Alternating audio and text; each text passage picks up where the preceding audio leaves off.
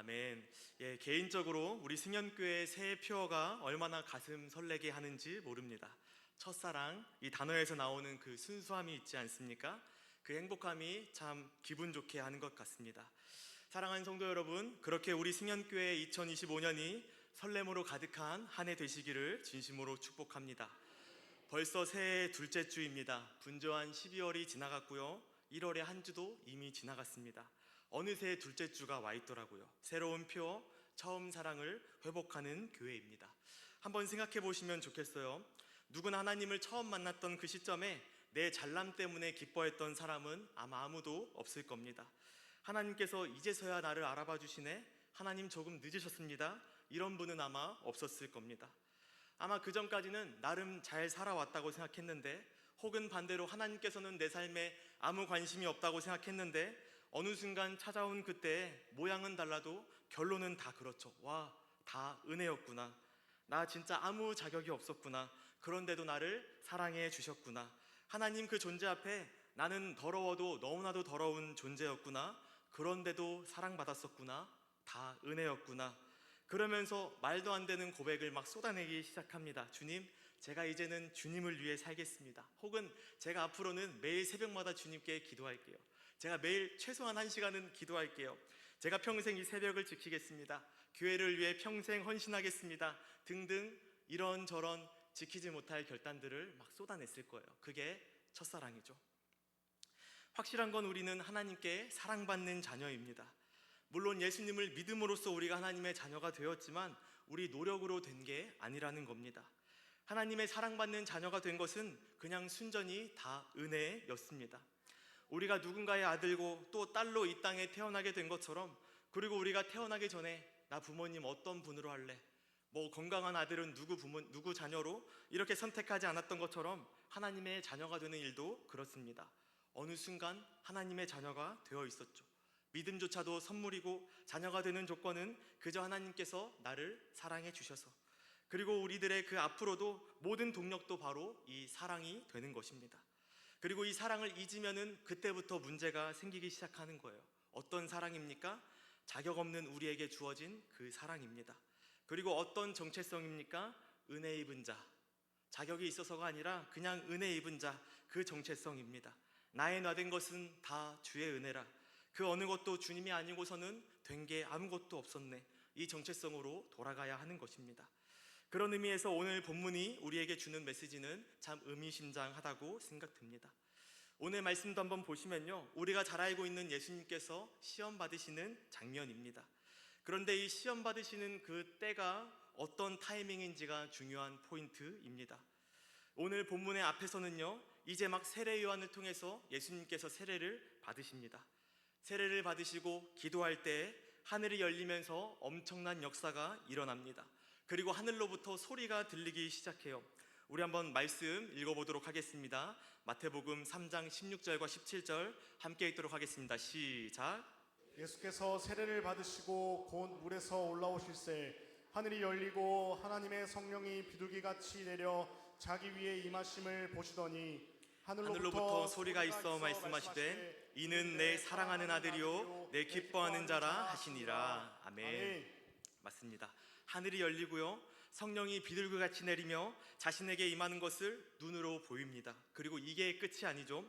소리가 들려옵니다. 하늘로부터 소리가 들려와요. 이는 내 사랑하는 아들이요 내가 기뻐하는 자라 하시니라. 아멘. 정말 엄청난 사건 아닙니까? 하늘에서 공식적으로 이 인물을 인정했습니다. 하나님께서 인정하셨고 그 누구도 부인할 수 없도록 너무 선명하게 역사하셨습니다. 이는 내 사랑하는 아들이라. 또 우리 어렸을 때 어머님들이 말씀해 주실 때 막 우렁우렁 막 이렇게 들리지 않았겠습니까? 다른 사람이 모르는 사건이라 해도 마찬가지일 것 같아요. 아마 내가 하나님과 그 개인적인 시간에 하나님께서 나에게 이렇게 역사하셨다고 말해도 비슷할 것 같습니다. 아무도 모르는 상황이라 하더라도 주님께서 나에게 그렇게 말씀하실 때 저는 제 심장이 뛰고 아마 흥분돼서 죽을 것 같습니다. 됐다, 이제는 다 됐다. 주님께서 말씀하셨는데 무엇이 문제겠는가? 고생 끝, 행복 시작. 예수님으로 치면은 이제서야 30년의 무명 시절이 끝나는 것 아니겠습니까? 그리고 우리가 잘 아시다시피 본격적으로 공생애가 시작되는 것입니다. 여기에 두 가지 포인트가 있습니다. 첫째, 부르심은 하늘로부터 온다. 내가 지금 이 자리에 있는 것 또한 내가 가지고 있는 직분 그 모든 것들 다 하늘로부터 왔다는 것입니다. 내가 하나님의 자녀가 된 것도 그렇고요. 누군가는 성도로 또 집사로 권사, 목자, 총무 그 모든 부르심이 어디로부터 왔다고요? 하늘로부터 왔다는 것입니다. 그리고 두 번째 포인트는요. 그때에 시험이 있다는 거예요. 오늘 본문을 통해서 쭉 살펴보겠지만 가장 먼저 중요한 것은 이것입니다. 시험이 있었다. 마태복음 4장 1절을 보시면요. 예수께서 성령에게 이끌려 광야로 가사. 아멘. 예, 시험 받을 광야로 가시는데 그곳으로 인도하신 이가 바로 성령님인 것입니다. 예수님에게 있어서 이 공생애는 어떤 시간입니까? 아니, 애초부터 예수님께서 이 땅에 오신 이유가 무엇입니까? 바로 구속사건이지요. 오시지 않으면 안 되는 분이었습니다. 태초부터 계획하신 그 구속사역이 우리들의 이 죄의 문제가 그분이 아니고서는 결코 해결될 수가 없단 말이에요. 반드시 누군가는 대가를 치러야 하는데, 왜냐하면 죄의 삭은 사망이니까. 만약에 우리가 죽게 된다면 그것은 그냥 당연하게 죽는 거예요. 아무 의미가 없어요. 그저 죄인이 그 사람의 가진 죄 때문에 죽는 것이기 때문에 당연하게 죽은 겁니다. 죄가 없으신 예수님이 아니고서는 그 죽음이 아무 의미가 없는 거예요.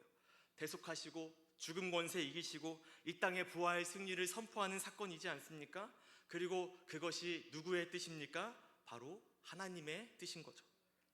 그래서 우리가 하나님으로부터 부르심을 받았다는 것은 하나님의 뜻을 이루어가는 사명을 가지게 된 것입니다. 너무 당연한 결과죠. 어렵지 않습니다. 우리는 하늘로부터 부르심을 받았고요. 그래서 하늘의 뜻을 이루어가는 사명을 가지게 된 겁니다. 우리가 부르심을 받은 것은 우리 개인의 입신양명이 아닙니다. 하늘의 뜻을 이루어가는데 우리들의 온 초점이 쏠려야 하는 것입니다. 그런데 우리가 부르심을 받고 본격적으로 그 사역이 시작되려고 할 때 반드시 무엇이 있습니까? 오늘 본문처럼 시험이 있다는 거예요. 아마 우리 교회에 이런 특수한 시기를 언급하지 않더라도 그냥 늘 마찬가지일 것 같습니다. 하나님의 뜻을 이루어가려는 그 찰나에 늘 시험이 찾아온다는 거예요. 하나님의 부르심에는 후회하심이 없죠. 명확한 뜻이 있으시죠. 한 교회의 리더를 세우시고 한 목장의 리더가 세워집니다. 그리고 직분자들이 세워집니다. 또한 성도님들을 각각 어느 자리로 부르시면서 거기에는 명확한 뜻이 있으시죠. 뭐 당회장의 뜻, 뭐 누군가의 뜻 이런 게 아니에요. 하나님께서 이유가 있으시다는 겁니다. 하지만 그때 무엇이 찾아옵니까? 시험이 찾아와요. 어떤 시험이겠습니까? 아마 단지 우리 환경을 어렵게 하고 이런 거는 아마 1차적인 시험일 것 같습니다. 여기에 계신 리더님들, 또 직분자님들, 또 오랜 신앙생활을 해오신 분들에게는 그에 맞는 맞춤형 시험이 다 준비되어 있습니다. 교묘하게, 티나지 않게, 하지만 확실하게 하나님의 뜻을 가로막을 만한 치명적인 시험들이 우리에게 찾아오게 되는 것이지요. 특별히 가장 위험한 때, 바로 내가 뭐든지 할 수 있을 것 같을 때입니다. 오늘 본문을 한번 보시겠습니다. 첫 번째 시험이 소개되고 있습니다. 광야로 가서 40일을 밤낮으로 굶주리신 상태입니다. 그리고 이때 시험이 찾아옵니다. 어떤 면에서는 가장 취약할 때, 또 어떤 면에서는 내가 기도했기 때문에 한편으로는 가장 자신만만할 때 우리의 대적은 그렇게 찾아옵니다. 우리 마태복음 4장 3절 말씀 함께 읽도록 하겠습니다. 시작.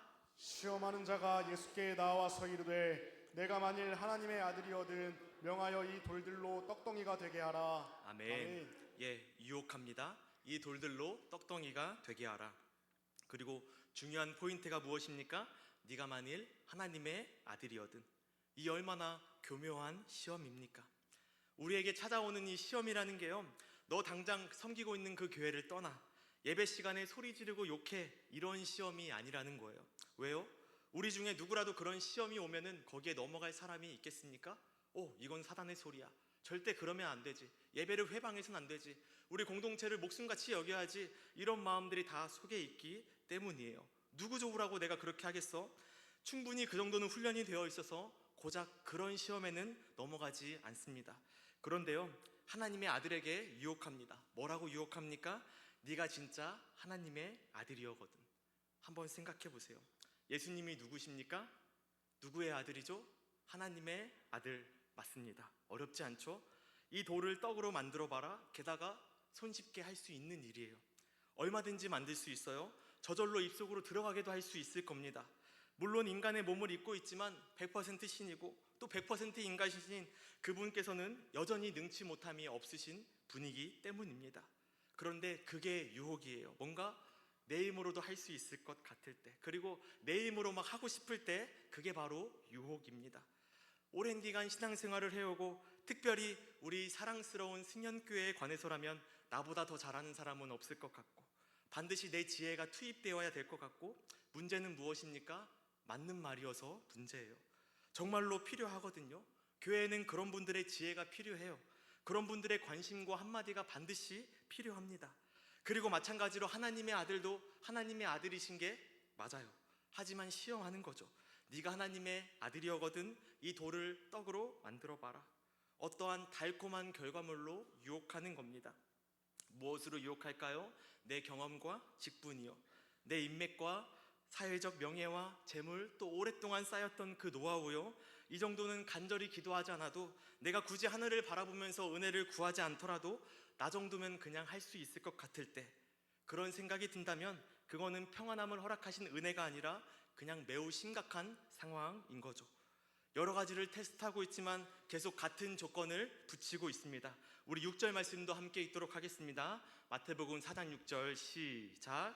이르되 내가 만일 하나님의 아들이거든 뛰어내리라 기록되었으되 그가 너를 위하여 그의 사자들을 명하시리니 그들이 손으로 너를 받들어 발이 돌에 부딪히지 않게 하리로다 하였느니라. 아멘. 맞습니다. 하나님의 아들이거든 뛰어내려 보라. 자꾸 이리 흔들고 저리 흔들어 댑니다.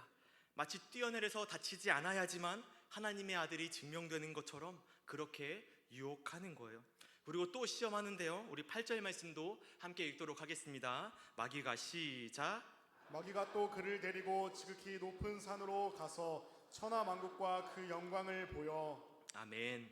이번에는 높은 산으로 데려갑니다. 그리고 저라면은 다 주겠다고 유혹하는 거예요. 그런데 한번 생각해 보기를 원합니다. 산 꼭대기에서 그 동네를 둘러보면서 하나님의 마음은 무엇이겠습니까? 세상의 시선과 나의 마음, 나의 욕심 말고요, 하나님의 마음이 무엇이겠습니까? 그냥 그 동네를 둘러보면 여전히 메시아가 간절히 필요한 그 동네입니다. 여전히 은혜가 필요하고 복음으로 덮여야 하는 그런 땅일 뿐입니다. 하지만 사단은 무엇을 주목하게 만듭니까? 천하 만국과 그 영광을 보게 한다는 거예요. 하나님의 시선 말고요, 여전히 주님을 모르는 백성들을 향한 하나님의 그 애통함이 아니라 영광을 바라보게 한다는 것입니다. 우리 한번 이제 우리들의 모습을 돌아보면 좋겠습니다. 우리는 지금 무엇으로 섬기고 계십니까? 오늘 말씀처럼 세상은 계속 우리더러 증명하라고 말합니다. 그리고 세상이 우리한테 그렇게 말하면은 또 주변에서 우리에게 그렇게 말을 하면 우리들의 마음은 어떻습니까? 그냥 계속 증명하고 싶어요. 우리는 그냥 계속 보여주고 싶어요. 내가 얼마나 잘났는지, 그리고 내가 어떤 사람인지, 뭐 나 목사야, 나 장로야, 나 권사야, 나 여기 40년이야, 내 아들 이런 사람이야, 내 며느리 이런 사람이야, 이렇게 보여주고 싶어요. 교회를 다니면서도 내가 사회적으로 얼마나 성공할 수 있었는지, 또 내가 얼마나 능력 있는 사람인지, 그리고 교회 안에서 내가 얼마나 영향력을 가지고 있는지, 우리는요 계속 그거를 보여주고 싶어하게 됩니다. 예수님을 한번 생각해봐요. 돌을 떡으로 만들 수 있습니다. 그런 능력이 있어요. 하지만 그것으로 승부하지 않습니다. 왜 그렇습니까? 하나님의 뜻은 그렇게 이루어지는 것이 아니기 때문에. 하나님께서 나를 이 땅에 보내신 이유가 그거 보여주라고 보내신 게 아니기 때문에. 이유는 굉장히 단순합니다. 하나님께서 그것을 원하시지 않기 때문에. 아마 성전 꼭대기에서 뛰어내려도요 다치지 않을 수 있을 겁니다. 정말로 온 천사들이 와서 받아주지 않겠습니까? 그리고 사실 받아주지 않더라도 안 다칠 수 있을 거예요. 가능하신 분입니다. 그런데 주님께서는 그것으로 승부하지 않겠다는 겁니다. 기적을 통해서 나 자신을 증명하기를 거부하시는 겁니다. 계속 말씀으로 승부하세요. 주 너의 하나님을 시험하지 말라, 주 너의 여호와 하나님을 시험하지 말라, 이 신명기 말씀을 계속 인용하시는 겁니다. 그리고 마태복음 7장에서도 주의 이름으로 선지자 노릇하며 귀신을 쫓아내고 능력을 행하는 자들이 있었어요. 하지만 주님은 그들을 모르는 자들이라고 말씀하시기도 합니다. 우리 고린도 교회도 한번 봤으면 좋겠어요. 고린도 교회에는 능력 있는, 즉 은사 있는 자들이 굉장히 많이 있었습니다. 최고의 교회죠. 하지만 그런 은사들 때문에 오히려 교회 안에는 무질서와 혼란이 가득했습니다. 확실한 것은요, 하나님의 아들임을 증명하는 그 길은 능력은 아니라는 것입니다. 그리고 나의 어떠함으로 내가 무엇을 증명하는 것도 아니라는 것입니다. 내가 뭐 잘나서 증명할 수 있는 것도 아니죠. 우리 신자들의 능력은 거기에서 나오지 않습니다. 예수님을 다시 한번 봅시다. 광야 가운데 시험 받으면서도 거뜬히 시험에서 승리하십니다. 그리고 부족함이 없던 에덴 동산에 살았던 아담과 하와가 시험에 들지 않았던 것도 아닙니다. 유혹에 그냥 넘어가게 되잖아요. 중요한 것은 무엇입니까? 환경이 아니라 내가 지금 누구의 힘을 의지하고 있는가. 우리 한번 따라해보면 좋겠습니다. 주님을 의지하자. 다시 한번 주님을 의지하자. 우리 한 번만 함께 한 목소리로 다시 한번 고백하겠습니다. 주님을 의지하자. 맞습니다. 우리들의 힘이 조금은 빠져야 됩니다. 우리는 성령님을 의지해야 하는 사람들이에요. 사실은 기도하지 않고 할 수 있는 일이 아무것도 없잖아요. 우리의 매 분초가 그렇고요, 교회 섬김도 그렇고요, 무엇보다 하나님께서 나에게 영혼을 맡기신 자리에 있다면 이건 정말 은혜가 아니고선 정말로 내 힘으로는 아무것도 할 수 없는 일이잖아요. 가시적인 사역의 결과를 말하는 게 아닙니다. 하나님의 뜻이 이루어지는가 이루어지지 않는가, 오늘은 말씀을 통해서 그것을 나누고 싶은 겁니다. 예수님께서 돌을 떡으로 만들고 막 뛰어내리고 날아다니고 하면 그렇게 사람들에게 칭송받았을지 모르겠습니다. 하지만 그렇게 하면 우리를 향한 주님의 구속사역은 어떻게 되는 것입니까? 우리를 살리시려고 그렇게 애타며 가슴 아파하시던 하나님의 뜻은 대체 어떻게 되냐는 거예요. 예수님의 철저한 관심은 하나였습니다. 아버지의 뜻이 이루어지는가 이루어지지 않는가, 그것이죠. 아버지의 뜻이 중요한 거죠. 내 이름 석자가 아니라, 입신양명이 아니라 하나님의 뜻이 어떻게 이루어지는가, 나를 향한 하나님의 뜻은 무엇인가, 이런 문제인 것입니다. 쉬지 않고 들어오는 시험은 그냥 한번 내 힘으로 해봐. 너 어디에 가서 그렇게 무시당할 존재 아니잖아. 너 이렇게 인정받지 않아도 괜찮아? 여기 대우가 조금 섭섭하네. 너가 그렇게까지 헌신하는데 이렇게 한다고? 네 말이 받아들여지지 않는다고? 감히 네 생각과 다르게 행동하고 있다고? 교회에서 제일 많이 아는 사람 너 아니야? 너가 한번 나서서 알려줘. 너가 그냥 나서야 될 것 같아. 끊임없이 들려옵니다. 그냥 기도하기보다는 내 힘과 내 능력으로 일하게 만드는 그 유혹이 계속 찾아오게 되는 거예요. 기도가 필요 없어요. 그냥 다 알기 때문에. 그리고 기도가 끊기면서 더 이상 하나님의 그 애통함은 내 안에서 느껴지지 않게 되는 겁니다. 도저히 하나님과 같은 채널이 형성되지 않습니다. 엄청난 유혹이죠. 하나님의 뜻이 이루어지지 않게 하기 위한 아주 교묘한 유혹이고 시험입니다. 그리고 우리가 본문을 통해서 볼 수 있는 두 번째는 뭐냐면요, 이러한 시험은요, 옛날에 내가 몇 번 이겼다고 사라지는 게 아니라는 겁니다. 이러한 유혹은요, 평생토록 이어지는 것입니다. 말 그대로 우리가 정말로 주님 만나볼 그날까지 평생 이러한 시험은 계속되는 것입니다. 11절을 보시면 이에 마귀는 예수를 떠나고 라고 고백하고 있습니다.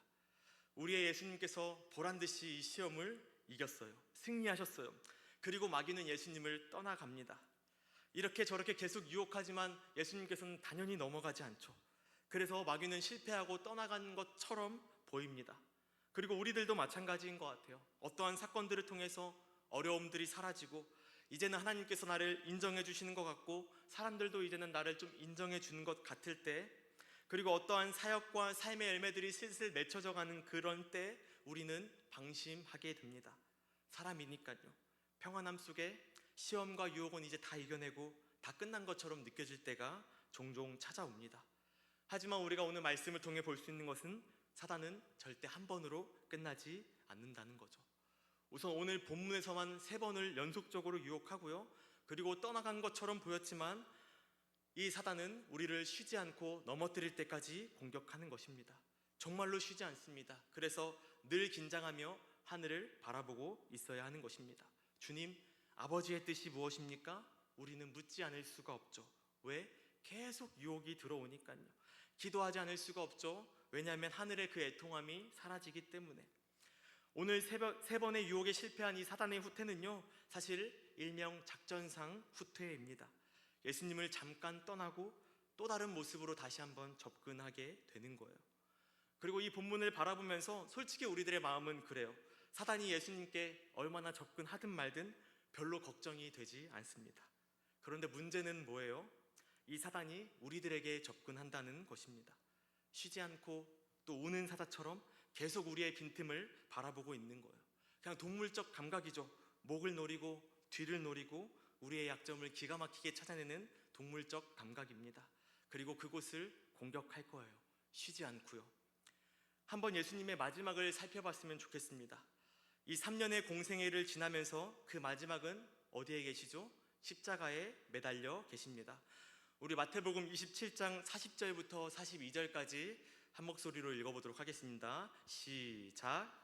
이르되 성전을 헐고 사흘에 짓는 자여, 내가 만일 하나님의 아들이거든 자기를 구원하고 십자가에서 내려오라 하며, 그와 같이 대제사장들도 서기관들과 장로들과 함께 희롱하여 이르되, 그가 남은 구원하였으되 자기는 구원할 수 없도다.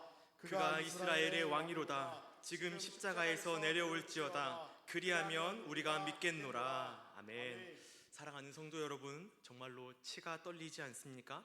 우리 대적 마귀 사단의 집요함은 정말로 치가 떨릴 정도입니다. 십자가에 매달려 있는 그 순간까지도 동일한 시험은 계속되고 있습니다. 목적은 그냥 하나예요. 하나님의 뜻이 이루어지지 않게 하는 것, 자기를 드러내고 자기의 힘으로 사역하게 하는 것. 네가 진짜 하나님의 아들이여거든 그냥 내려와봐라. 그리고 42절, 내려오면 우리가 믿겠다. 이 얼마나 엄청난 유혹입니다. 믿겠다잖아요. 내려오면 믿어주겠다잖아요. 이 정도면은 내려가고 싶죠. 안 그래도 매달려 있는 거 쉽지도 않고 무엇보다 내려갈 수도 있기 때문에, 그게 문제죠. 게다가 내려가면 믿겠다고 말하고 있기 때문에 이 조롱 가운데 그냥 한번 보여주고 싶지 않겠습니까? 나 할 수 있었어. 나 그냥 내려올 수 있었는데 그냥 매달려 있어 준 거야. 보여주고 싶지 않겠습니까? 내가 어디 가서 능력이 없어서 여기서 섬겨주는 거 아니야? 이게 우리 안의 죄성의 그런 속삭임이죠. 우리 마음에 심어준 사단의 유혹입니다. 우리가 잠시 주님의 마지막을 살펴보았지만 이러한 유혹은 그냥 원래부터 계속 있었어요. 잡힐 때부터요. 사실 그 군대가 얼마나 찾아왔든 사실 주님은 그보다 더한 천군 천사들을 다 동원할 수 있으시잖아요. 그리고 그냥 그 모든 군대들 다 물리치실 수 있잖아요. 그런데 그냥 붙잡히셨고 매달리지 않을 수 있었지만 그냥 매달리시게 됩니다. 내려올 수도 있었지요. 하지만 내려오지 않으세요. 온갖 조롱이란 조롱은 다 받으면서도 끝까지 십자가 위를 지키셨습니다. 매달려서 그저 참아내고 또 고난을 견디면서도 심지어 저들을 위해서 기도하고 용서하고 그리고 침묵하십니다. 내가 그냥 뭐 십자가라서 참는다, 뭐 운 좋은 줄 알아라, 이런 티도 내지 않아요. 말도 없이 그저 침묵하시면서 견뎌내십니다. 내려오면 믿겠다는데 그렇게 결국 십자가 위에서 돌아가시게 되는 거죠. 그런데 그 죽음을 바라봤던 백부장의 고백이 어떠합니까? 그 모든 과정들을 다 지켜봤어요. 바보같이 아무 힘도 못 쓰고 진짜로 그냥 십자가 위에서 죽으시던 모습을 다 보았습니다. 우리 마태복음 27장 54절 말씀 함께 읽겠습니다. 시작. 백부장과 및 함께 예수를 지키던 다들이 지진과 그 일어난 일들을 보고 심히 두려워하여 이르되, 이는 진실로 하나님의 아들이 있었도다 하더라. 아멘. 이는 진실로 하나님의 아들이었도다. 자신을 드러내지 않음으로 비로소 하나님의 아들임이 증명되고 있습니다. 이게 우리 신자들의 방식입니다. 스데반도 그랬어요. 돌에 맞아 죽으면서도 그들을 위해서 기도했습니다. 바울과 신라도 그랬어요. 귀신 들린 여종을 고쳐주고 되려 매맞고 감옥에 갇혔습니다. 하지만 억울하게 들어간 그 옥중에서 이들의 고백은 무엇이었습니까? 찬양이었어요. 왜 그렇습니까? 그들의 관심사는 하늘이기 때문에, 하늘 영광을 바라보면서 우리가 할 수 있는 유일한 반응은 딱 하나입니다. 그냥 감사와 찬양뿐이잖아요. 몇 년 전에 저에게 큰 생각의 변화를 주었던 사건이 있었습니다. 제가 인도 단기 선교를 쭉 가면서 현지 사역자분들과도 이렇게 관계를 계속 하게 됐는데, 한 번은 인도 목사님께서 영상을 보내주시더라고요. 그 영상 안에서 같이 사역했던 인도 목사님이 이렇게 복음을 전하고 있는 장면이 있었어요. 어느 가정집에서 이제 사람들을 모아놓고 복음을 전하는 거죠. 그런데 열성 힌두교인들에게 둘러싸여 있었습니다. 그리고 엄청 맞으시더라고요. 사실 제가 처음 사역했던 교회가 주기철 목사님이 심호하셨던 산정현 교회였는데, 그래서 이 전도사 시절부터 순교신앙, 그리고 순교하면 뭔가 신비하고 뭔가 숭고한 것 같은 그런 마음이 저에게는 있었습니다. 그런데 그 영상 안에서 복음을 전하시던 그 목사님은 그냥 둘러싸이시고 그냥 맞으시고 그냥 그렇게 돌아가셨어요. 반격도 하지 않으시고 그렇게 열심히 막지도 않고 그냥 맞으시면서 그렇게 돌아가셨습니다. 되게 기분이 굉장히 이상하더라고요. 순교가 그냥 이런 거였나? 정말로 그냥 죽으셨어요.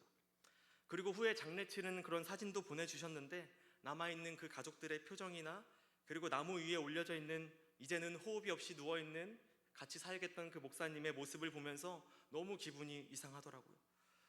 만약에 누군가가 순교를 결단할 정도면 정말 엄청난 일이 펼쳐질 것 같고 엄청난 결과가 찾아올 것만 같은데, 실상은 그냥 그렇게 죽게 된다는 거죠.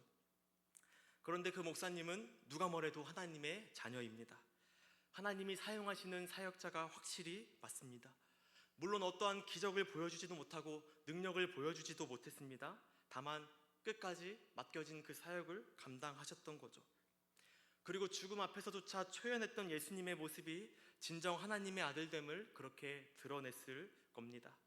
지금 내려오면 내가 믿겠노라고 그 소리에 예수님께서 정말로 십자가에서 내려오면 어떻게 되는 겁니까? 우리를 구원하시고자 했던 하나님의 뜻은 대체 어떻게 되는 겁니까? 하지만 끝내 그 자리를 지키심으로 하나님의 아들됨을 입증하셨고 무엇보다 하나님의 뜻이 이루어지게 되는 것입니다. 한번 말씀을 정리해 볼게요. 여기까지가 주님의 이야기였다면 이제는 우리들의 시선에서 이 말씀을 한번 바라보기 원합니다. 사실 이렇게 끊임없이 유혹한다면은 정말로 넘어지지 않을 수 있겠습니까? 우리는 언제든지 넘어질 수 있죠. 그리고 나는 어떻게든 버텨냈다 하더라도 내 옆에 동역자가 넘어질 수도 있죠. 이 시험은요, 너무나도 집요하고 너무나도 비열해서 언제 어떻게 넘어질지 모르는 문제입니다. 나를 흔들고 내가 안 되면 내 가정을 흔들고 또 우리 공동체를 흔드는 겁니다. 우리가 중요한 과정에 올라서려 할 때마다 사단은 집요하게 공격해 올 겁니다. 학교도 마찬가지잖아요. 뭐 입학시험, 뭐 중간고사, 기말고사, 방학도 있고 개학하자마자 또 시험 보고 무슨 시험, 이런 시험들이 즐비합니다. 이제 공생애가 시작되는 그때에 예수님은 교만하지도 않았어요.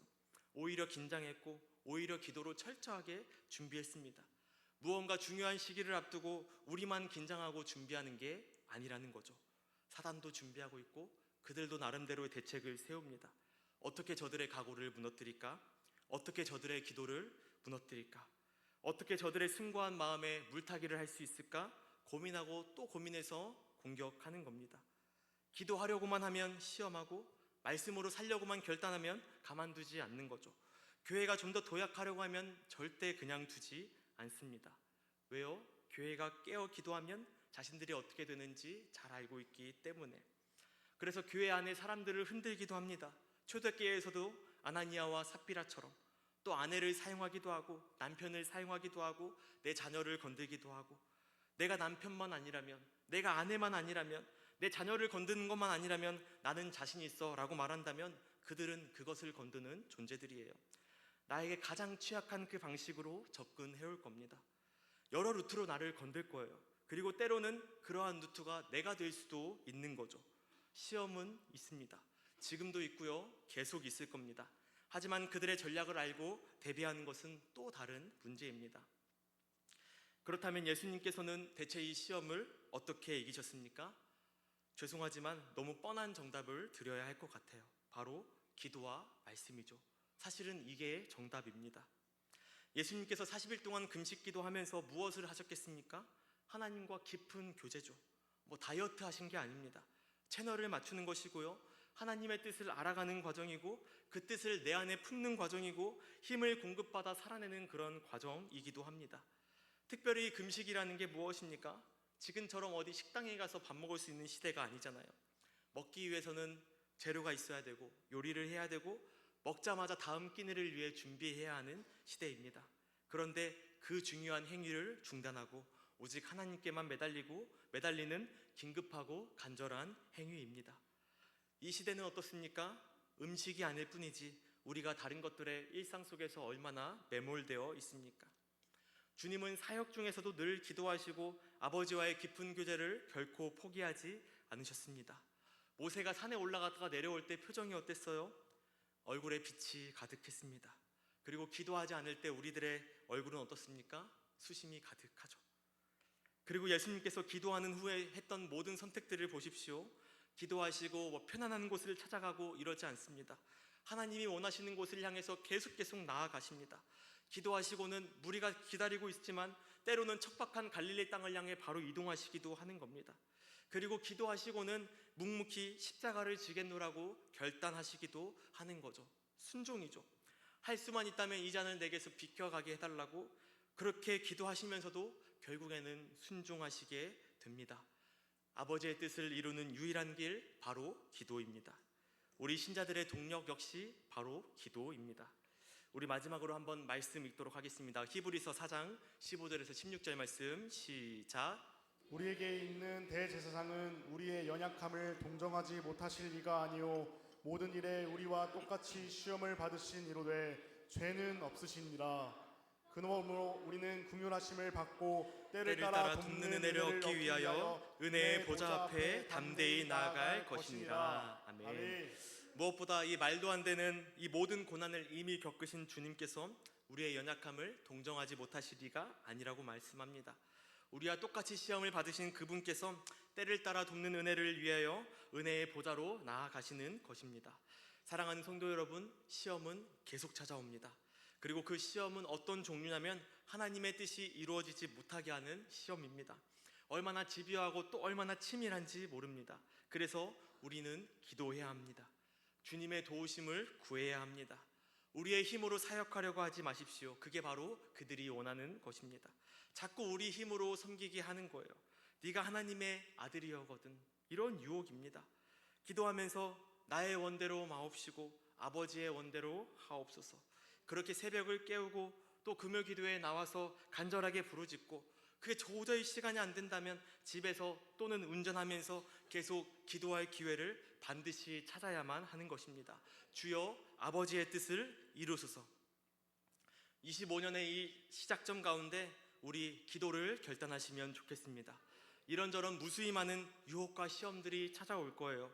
그런데 그것을 이길 수 있는 유일한 방법이 바로 기도입니다. 여기저기 분주하게 다른 것으로 우리들의 시선을 돌릴 게 아니라 기도의 자리를 찾으시고 또 말씀의 자리를 찾으시고 하늘을 바라봐야 할 줄로 믿습니다. 우리를 부르신 이가 하나님, 그리고 우리들의 사명, 그분의 뜻을 이루는 것 오직 기도로만 가능하기 때문에 여기에 계신 목자님들, 총무님들, 그리고 또 중직자분들, 또 가정 안에서 모든 가장과 어머니로서 우리가 가장 시급하게 회복해야 할 것이 무엇이겠습니까? 바로 기도인 거죠. 그리고 마지막으로 한 가지만 더 나누겠습니다. 우리가 어떻게 하나님의 자녀됨을 증명할 수 있겠습니까? 사실 무언가 열심히 증명할 필요가 없죠. 그저 묵묵히 자리를 지키는 것입니다. 십자가에서 그저 묵묵하게 그저 매달려 계셨던 예수님처럼 자리를 지키는 것, 그것으로 증명되는 겁니다. 하나님이 보내신 그 자리에서 십자가로 보내신 하나님을 생각하면서 그저 매달려 계신 겁니다. 내려올 수 있지만, 그냥 다 쓸어버릴 수 있지만 묵묵히 자리 지키는 그것이요. 그리고 이 행동은 남이 볼 때는 바보 같아 보이고 또 무력해 보입니다. 내 자존심은 산산조각 날 때도 있을 거예요. 하지만 세상이 뭐라고 해도 그냥 그 자리 지키는 것, 나에게 맡기신 자리, 나에게 맡기신 그 사명의 자리, 또 예배의 자리, 할 수만 있다면 새벽도 결단하시고 또 금요기도회, 그러한 기도의 자리들을 필사적으로 지키시고 또 보내신 이 승연교회의 예배의 자리와 또 섬김의 자리들을 묵묵하게 지켜나가는 것입니다.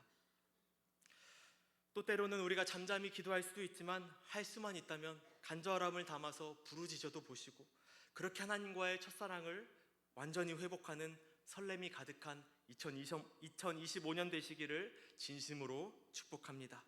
하나님께서 사랑하시는 우리 승연교회 함께 사명 감당하는 2025년 되시기를 진심으로 축복합니다. 우리 함께 찬양하시겠습니다.